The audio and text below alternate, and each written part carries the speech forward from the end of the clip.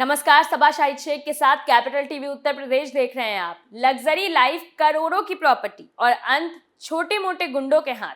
Police के सामने बीच सड़क एक के बाद एक 18 गोलियां शरीर में उतार दोनों भाई अतीक और अशरफ को नई उम्र के 3 लड़कों ने मार गिराया। एकदम फिल्मी अंदाज में इस हत्याकांड के बाद से web series Mirzapur social media पर ट्रेंड कर रही।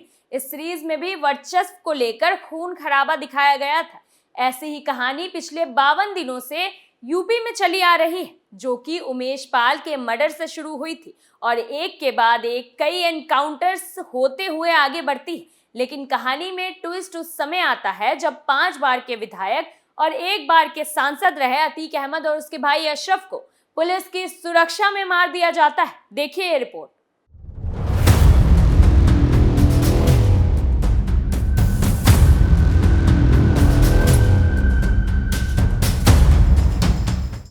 हत्याकांड की चर्चा यूपी ही नहीं बल्कि देश के कोने कोने में हो रही है। कुछ लोग खुशी जता रहे हैं कि बाबा के राज में गुंडाई नहीं चलेगी और जो भी पुलिस को चैलेंज करने की कोशिश करेगा वो मारा जाएगा। कुछ लोगों को लग रहा है कि अब प्रयागराज में शांति होगी और जबरन वसूली, जमीनों पर कब्जा नहीं होगा।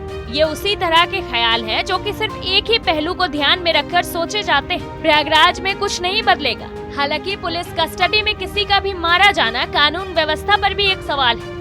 भारत में न्याय प्रक्रिया है और उसका पालन किए जाना चाहिए। अतीक लाख अपराधी था, खौफ का दूसरा नाम अशरफ था। वहीं आईजी इंटेलिजेंस यूपी रिटायर्ड और यूपी प्रयागराज के पूर्व आईजी आर.के. चतुर्वेदी ने भी इस बात पर मुहर लगाते हुए कहा कि अतीक अहमद की हत्या से प्रयागराज पर कोई फर्क नहीं पड़ने वाला है, क्योंकि इसके 5 बच्चे थे जिनमें से 4 अभी जिंदा है। इसके साथ ही अतीक के परिवार में करीब 250 लोग हैं। अगर कोई इस गलतफहमी में हो कि अतीक मर गया और चीजें खत्म हो जाएगी, तो वो खत्म होने वाली नहीं। भले ही परिवार की ताकत इंजन था, लेकिन वो जेल में रहते हुए भी कांड करा देता था। हमें नहीं भूलना चाहिए कि अभी उसकी पत्नी शाइस्ता बाहर है और इसके लड़के जवान हो रहे हैं। ऐसे लोगों के लड़के 20-20 साल बाद भी बदला लेते हैं। आपको ये कतई नहीं भूलना चाहिए कि जिसके खून में ही क्राइम है, वो बाप और भाई के मारे जाने के बाद एकदम संत कैसे हो जाएगा। इसके 2 लड़के जेल में और 2 बाल सुधार गृह में हैं। इनके सामने भी जुर्म का रास्ता खुला है।